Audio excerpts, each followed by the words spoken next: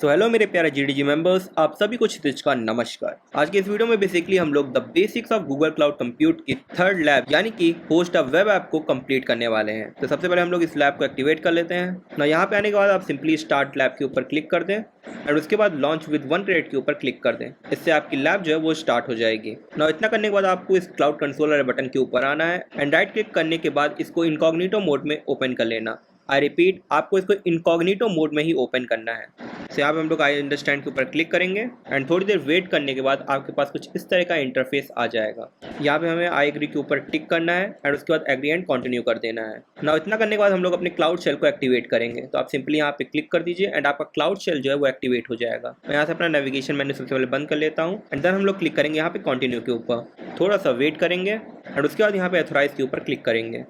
Now अब यहाँ पे आपका टर्मिनल जो है वो एक्टिवेट हो गया है। अब हम अपनी डॉक्यूमेंटेशन पे ऊपर एक बार फिर से वापस आएंगे। तो यहाँ आने के बाद हम लोग टास्क 1 के ऊपर क्लिक करेंगे एंड थोड़ा सा ऊपर जाएंगे। नाउ इतना करने के बाद अब थोड़ा सा रुक जाइए बिकॉज अब हमें जाना है एक गिटहब फाइल के ऊपर। उस गिटहब फाइल का लिंक मैं इस वीडियो के डिस्क्रिप्शन में दे दूंगा, तो आप वहाँ से जाकर चेकआउट कर सकते हैं। उस गिटहब फाइल में आने के बाद यहाँ पे बेसिकली कुछ कोड लिखे होंगे। तो सबसे पहले तो आपको ये पहला वाला कोड जो है इसको कॉपी कर लेना है एंड उसके बाद अपने टर्मिनल पे आके इसको पेस्ट कर देना है। नाउ वापस से हमें अपने डॉक्यूमेंटेशन के ऊपर आना है एंड यहाँ पर ये जो जोन लिखा हुआ है इसको आप कॉपी कर लेंगे।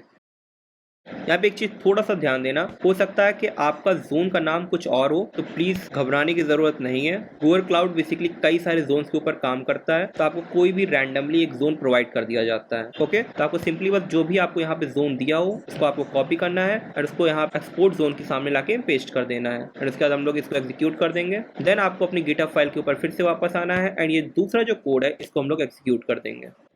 ना इस कोड का एग्जीक्यूट होने में अप्रॉक्स 15 मिनट्स लगेंगे, तो आप लोग पेशेंटली बस वेट करें।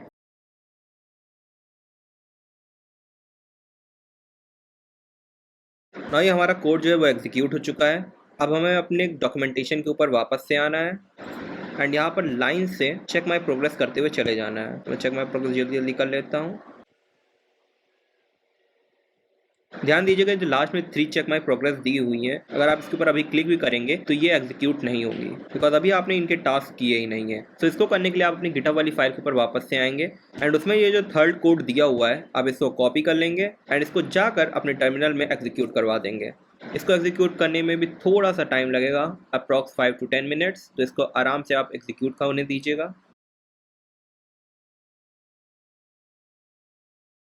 ना आप यहाँ पे देख सकते हो कि आपका जो कोड है वो सक्सेसफुली एग्जीक्यूट हो चुका है। तो आपको अपनी डॉक्यूमेंटेशन के ऊपर फिर से वापस आना है एंड ये 3 चेक माई प्रोग्रेस थी इनके ऊपर क्लिक करना है एंड इस बार देखोगे आपकी आपकी जो प्रोग्रेस है वो कंप्लीट हो चुकी है। नाउ अब आपको सिंपली बस अपनी लैब को एंड कर देना है एंड हाँ, प्लीज़ रिव्यू देना मत भूलना।